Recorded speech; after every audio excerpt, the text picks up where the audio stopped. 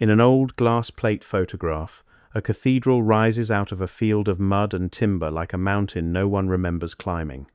The facade is already there. The towers are already there. Stone tracery hangs over laborers who look less like builders than insects moving beneath a cliff. The scale is wrong. The sequence feels wrong.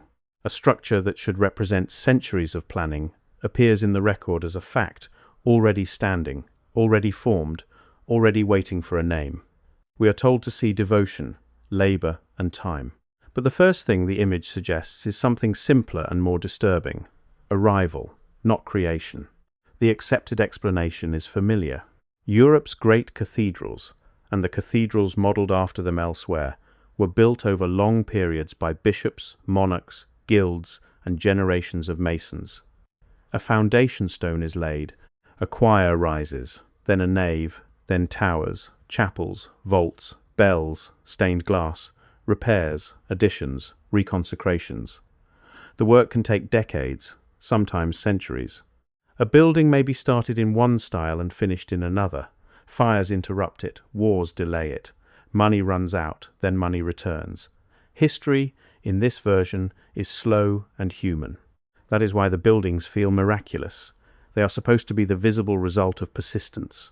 And yet, once you begin to look closely, the official explanation starts to behave less like a complete record and more like a patchwork. There are cathedrals with precise dates for consecration but vague dates for actual construction. There are buildings attributed to eras that seem materially unequal to the task, especially when the surrounding city, roads, cranes, foundries, and worker housing do not seem to match the scale of the achievement. There are restorations so extensive they begin to sound like rediscoveries.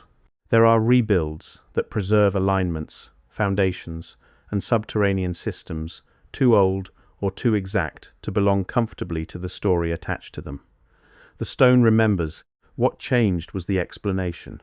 So the hidden theory is not that every cathedral dropped from the sky, and not that history is simply fake. It is narrower, colder, and in some ways more serious. At least some of the monumental buildings we call old cathedrals may not have been constructed from the ground up by the people later credited with building them. They may have been inherited, repaired, adapted, reskinned, consecrated, expanded, and absorbed into religious history after the fact. In other words, the historical act may not have been construction so much as occupation. A civilization encountered immense masonry it did not fully originate, then did what institutions always do. It named it, administered it, and wrote itself into the walls. Start with the language of the record. In many cases, the documents people point to most confidently are not engineering logs or complete build accounts. They are charters, donations, bishopric notices, indulgence campaigns, rededications, and restoration memoranda. Those records prove use, they prove ownership, they prove ritual and maintenance. They do not always prove first construction in the modern sense, where a structure can be tracked from excavation to roofline through labor, invoices, transport routes, and material schedules. Medieval archives are incomplete. That is true. But incompleteness has a pattern. The paperwork is often strongest where authority enters the building, not where the building enters the earth. A cathedral appears in administrative history as soon as an institution can control it. That is not the same thing as proving the institution built it. Then there is the matter of logistics, and logistics are less romantic than legend. Stone is unforgiving. A vault does not care about piety. A buttress does not respond to symbolism. To raise a cathedral of massive cut masonry requires quarries, transport, ropes, cranes, lime, timber forests for scaffolding, smithing for tools, exact geometry, drainage, staging areas, waste removal, replacement rates for injury, food supply for labor, and a local economy capable of feeding years of non-agricultural effort. Official narratives often summarize all of that with a sentence: built over generations. But generations are not a method, they are a time span. The question is not whether humans can build great stone structures. They can.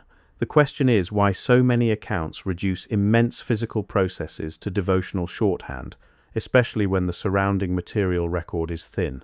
Where are the fields of debris, the temporary works, the intermediate mistakes, the failed vaults, the dead ends one expects from a live construction history of that magnitude?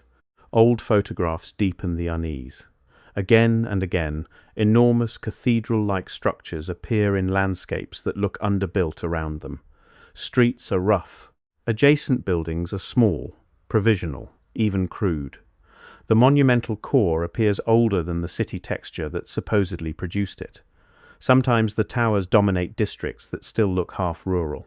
Sometimes a vast nave stands amid neighborhoods with little sign of the industrial or administrative density one would expect from the society that either financed or maintained such work continuously. This does not prove an earlier civilization, but it does raise an awkward proportional question. Why does the centerpiece often look like the product of a far more stable, better organized, and technically mature environment than the place documented around it? The official explanation says the city grew around the cathedral. Often that is true. But in image after image, the cathedral looks less like the heart of a living construction story than like a remnant from a different scale of life. The mainstream explanation deserves to be taken seriously, because some of what looks mysterious is simply how pre-modern building worked. Construction records were lost in fires, wars, reforms, and simple neglect. Medieval labor was not documented like a modern state project. Builders reused older foundations because that was practical. Cathedrals were altered repeatedly, so later photographs naturally show a mixture of dates.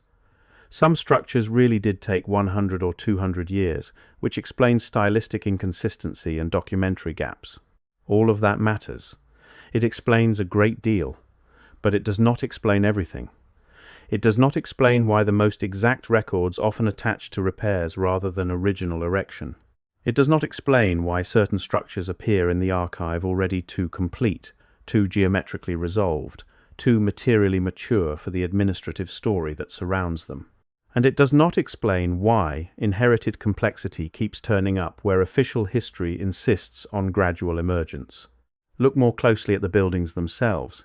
Beneath the religious imagery, there is hard engineering, crypt ventilation, load paths hidden in wall thickness, acoustic chambers, drainage channels, tie rods, foundation transitions, and a level of geometric discipline that often exceeds decorative ambition. Some cathedrals are not merely large churches. They are integrated systems. Their orientation interacts with sun and season. Their floor plans encode ratios that are easier to admire than to explain. Their vertical loads are managed with extraordinary redundancy. Their substructures handle water with a competence that suggests deep prior knowledge of terrain. One can say, with perfect fairness, that master builders knew what they were doing. Of course they did. But that answer can become a shelter from a more specific question. Did the later ecclesiastical culture that claimed these sites truly originate the whole system, or did it inherit and preserve capabilities embedded in stone before its own written explanation caught up? One of the strangest clues is how often the narrative of origin blurs into the narrative of recovery. A church founded on an older site, a cathedral rebuilt after fire, though lower masonry survives in a form supposedly continuous with much earlier work. A sacred structure completed under one ruler, though its core fabric suggests phases far older or technically distinct. A bishop establishes what may simply mean regularizes. A kingdom builds what may partly mean occupies, renovates, or rededicates. Legal and ecclesiastical vocabulary is full of words that sound like first creation, but often refer to transfer, restoration, enclosure, or consecration. This is not deception in the dramatic sense. It is category drift. Once a building enters the records as belonging to an institution, the institution's timeline slowly becomes the building's timeline. The record is still there, but it is wearing a second skin. Then the scale widens, and the pattern does not disappear. It repeats. Across Europe, across former imperial frontiers, across colonial cities, one finds monumental masonry whose official story begins suspiciously late compared with the technical confidence of the object. Not always, but often enough to matter. Great churches, basilicas, cathedrals, and cathedral-like civic structures appear with the same features: inherited foundations, unclear early phases, massive stone programs in places with limited supporting infrastructure, abrupt transitions from presumed ruin to official ownership, and later restorations that function almost like reauthoring events. The same unease shows up in mountainside monasteries, fortified religious compounds, and even some state buildings later described as repurposed sacred sites. Once you stop looking for a single smoking gun and start looking for repeated administrative behavior around old stone, a different history begins to take shape. The pattern repeats.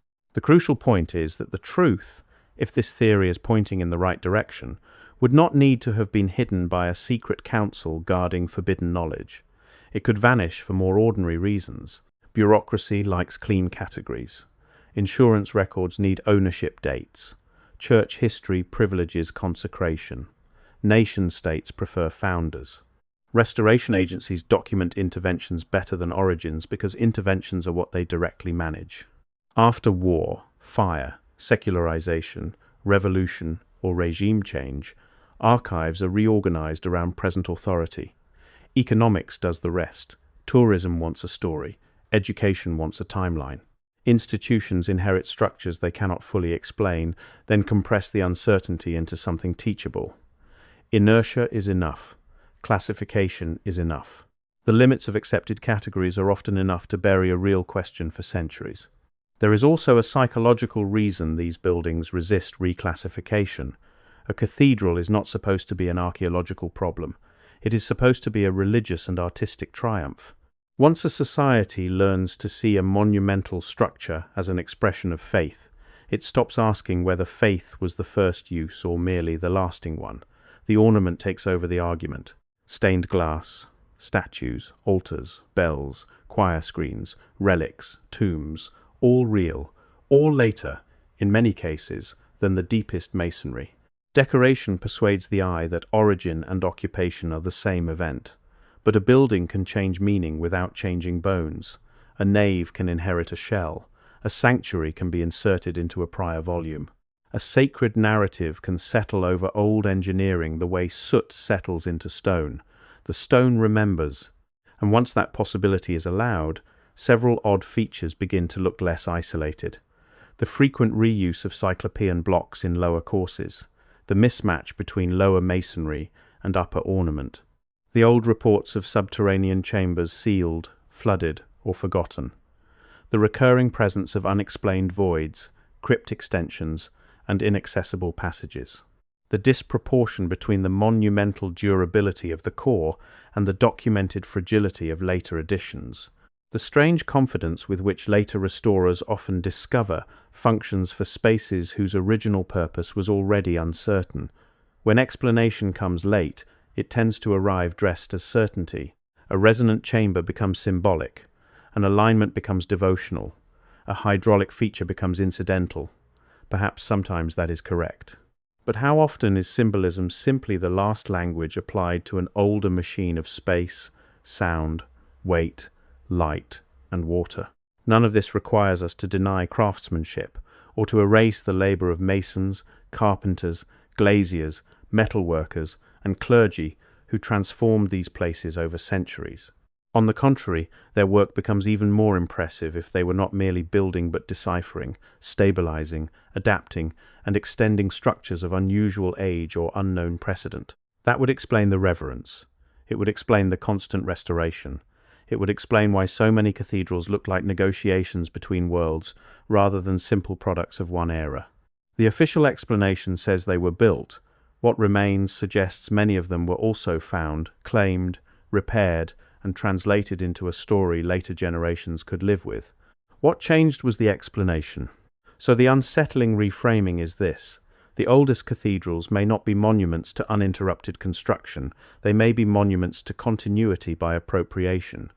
A civilization encountered grand stoneworks, understood enough to preserve them, misunderstood enough to rename them, and then layered ritual, doctrine, and history onto a pre-existing frame. In that sense, the mystery is not that the buildings survived. The mystery is that the archive taught us to mistake stewardship for origin. We look at a finished cathedral and imagine a beginning. The records often show something else, a threshold, a transfer, a reopening, a rededication, a repair. The moment authority enters the building. Not necessarily the moment the building entered the world, and if that sounds too strange, then set the theory aside and keep only the simplest facts. There are monumental stone structures with incomplete construction histories.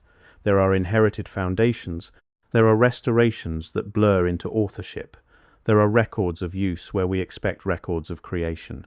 There are repeated mismatches between scale, infrastructure, and explanation. There are administrative categories that flatten origin into ownership. None of that proves the largest claim by itself, but together it does something harder to dismiss. It makes the accepted story feel less like a conclusion and more like a habit. The pattern does not disappear.